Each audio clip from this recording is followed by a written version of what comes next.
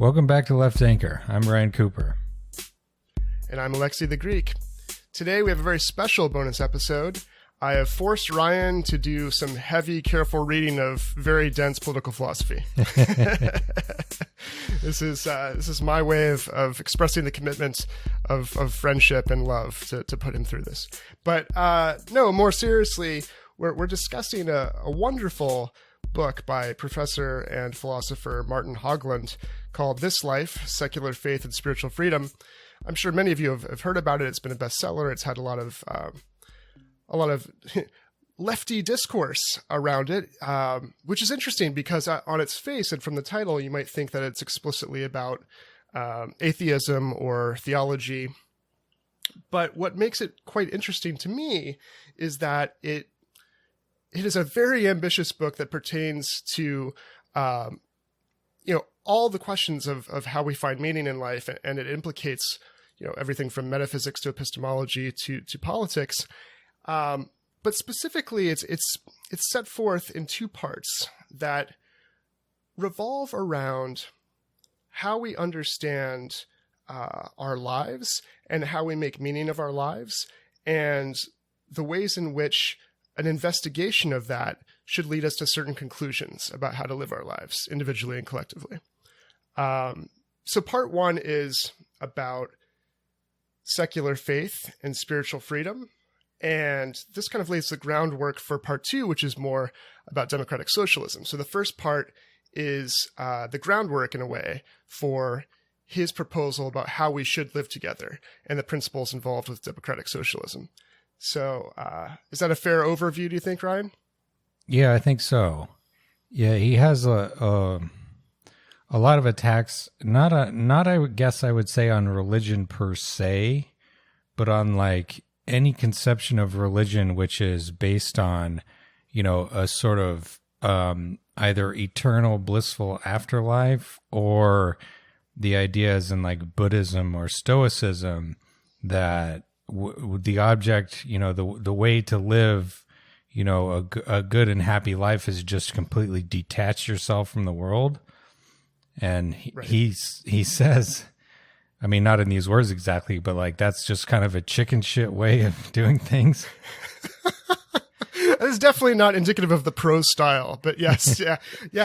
No, I think that's a good point. Yeah. The reason that this is a massive critique of both capitalism and in some sense it's a critique of religion, and I'll say what I mean by that, is that anything, any system, any belief, anything that motivates us to focus on anything about anything other than this particular life and my life and how to live it, the existential question of how to make meaning out of life. And I mean, go back to Heidegger, but then to Sartre, that existence precedes essence.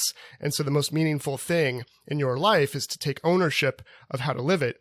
Anything that detracts from that is a problem because it takes away that ability to do what makes our life as human beings meaningful. And he thinks that, obviously capitalism does that, but whether or not there's a God is not his point, actually. Yeah. He puts it this way. He says we should, because some people might say there's not a God, but there should be. He says the desire itself, or thinking that we should have an afterlife or should have a God, or we should have anything that draws our attention to some other end rather than the end of making this life the best and most meaningful life it can be, that's a problem, right? Yeah, exactly. And, I found myself basically convinced of his argument there, though I don't know. It was not exactly, how could I put this? I was just trying to think about like even though I'm not a religious believer, like what I found attractive about, kind of reading the Bible or the Quran and, the ideas and the sort of feelings that are attractive to me.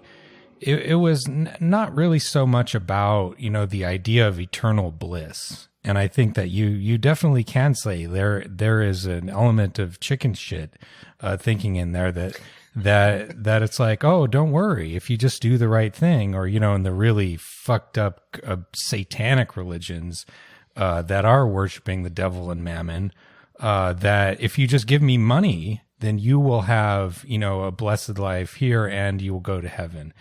But when what I find attractive about, say, the parable of the sheep and the goats, which I know I've brought up before, it's not so much the sort of facial, like the idea expressed there that if you do good works, you go to heaven, and if you don't, you go into the fire everlasting.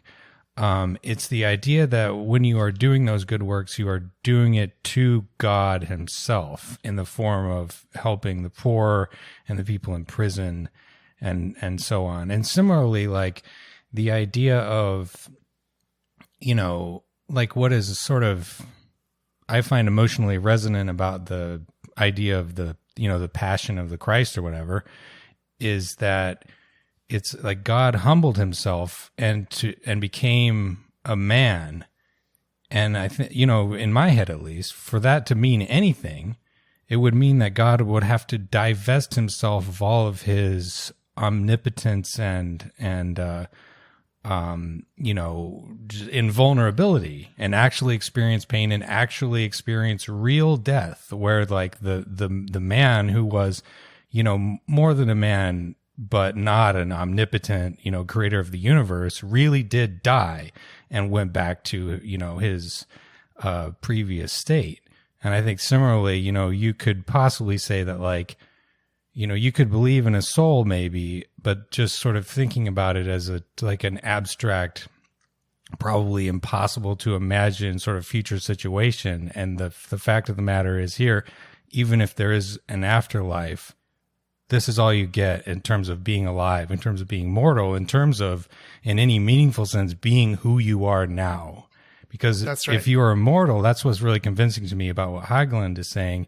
If you are immortal, you cannot possibly care about anything, in a human sense, because nothing means anything. There are no stakes of any kind.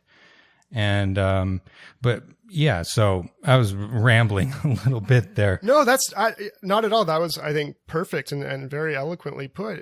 I think that captures both the strength of his arguments as well as some things that aren't necessary to his arguments or that are complicated by the actual forms of religious devotion, religious belief and practice.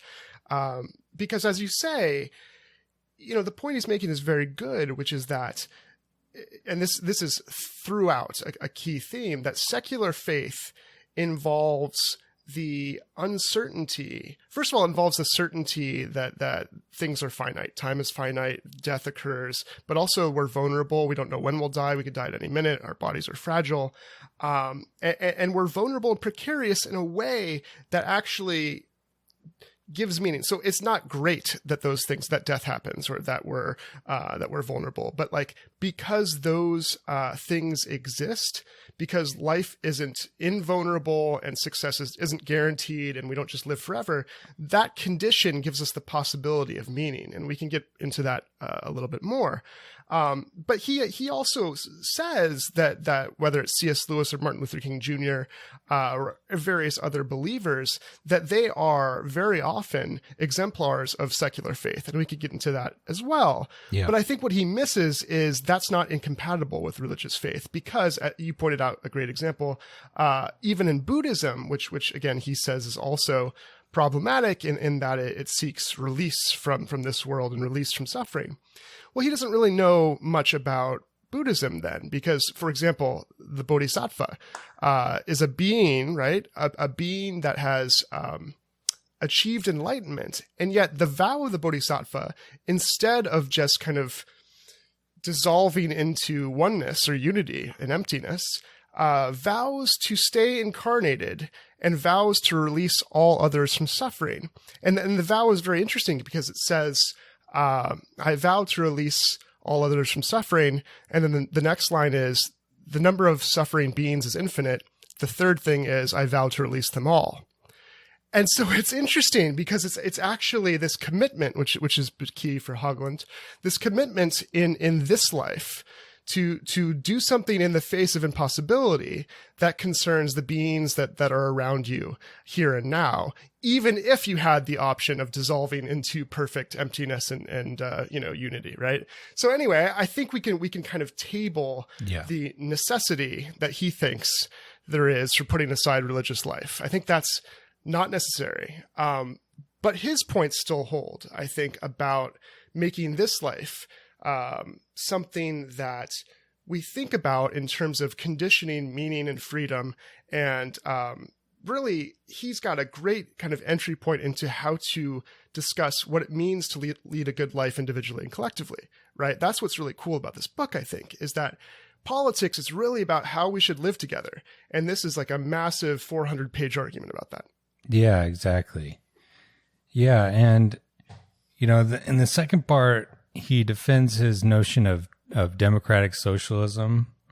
I think, he's trying to tie it into this notion of secular faith and like living the good life and so on. And should I set it up a bit? Should I set it up a bit more in terms of time and temporality? Before? Yeah, sure, go for it. That might be helpful.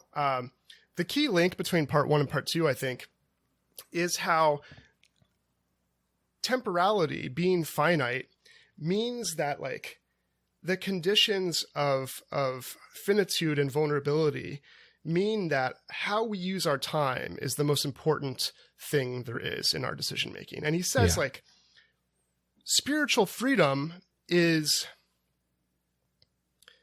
So let me back up. Natural freedom is something even other animals have. And he doesn't say necessarily that human beings are the only beings that have spiritual freedom, but natural freedom is, say, a goose or a seagull recognizing kind of its own self-relation. So if it is experiencing, say, an obstacle to its continued survival, it's going to drive itself towards its own self-determination and try to live.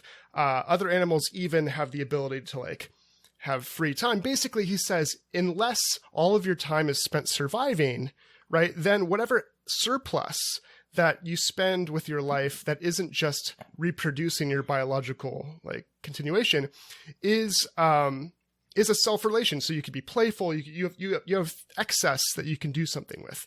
The difference for human beings, he says, is that spiritual freedom, we not only have the ability to do things in excess of survival, but we can question how we should spend that time. So let's say there's a norm around how people do spend that excess time.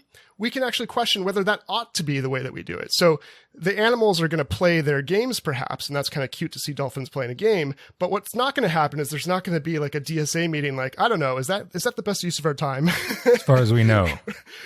As far as we know. Maybe the dolphins have DSA meetings. The Posadas maybe are right. So the natural freedom is that excess past survival to determine your own life. And then spiritual freedom is to ask the question, is this how I should be determining my life? Or is this how I should be to question your very choices, right? And of course, this then implicates capitalism, because any particular historical, social, political, economic structure is going to really condition and shape, right, our ability, the space of choices we have, first of all, but also what we think we ought to do and our ability to contest that. So I think that might be a good setup for the part 2. Yeah, I think that's pretty much right. And I think, insofar as he is talking about, capitalism as being this system which just totally restricts the ability of people to, have time to do what they want to do, or even be able to think about, the questions of what they, how they want to live and care for each other. He's more or less on point, because, the fact of the matter is, capitalism is a very coercive and destructive way of ordering an economy. You have in the classical capitalist sense, a labor market which operates on just like brute coercion. That says if you don't work, you will starve. And that, historically has required a great deal of sort of like cultural like stomping to eradicate the natural human sympathies between people that would be like, oh, if somebody's starving, well, shit, you should feed them. And that, has been beaten out of us over the years, to create, as part of this social justification, to create a mechanism whereby, there is a sufficient labor pool to operate the capitalist machinery. And then sometimes there's not enough jobs to go around at the same time. This terribly ironic consequence of that is actually the situation now. The jobs to job seekers ratio it's like 1 to 5 last time I checked, something like that. And then meanwhile, you just have this imperative for growth without any kind of, consideration of the social or ecological consequences thereof. Just keep piling up that GDP, even if, you're fucking cooking the biosphere with your greenhouse gas emissions. All that, we can stipulate. And, the capitalism, at least as it exists in that, in its current form, in the United States at least, must be overturned if people are going to have, that ability to really, take control of their, to think about and live the lives that they want to live when they're considered in a sense of spiritual faith. My quibbles with Haugland start to come in when he discusses the details, as you maybe saw coming, the details of economic systems. And I don't think I agree with him on a lot of this stuff. That's the end of the preview, folks. If you want to hear the whole episode, you can go to patreon.com/leftanchor. Thanks for listening.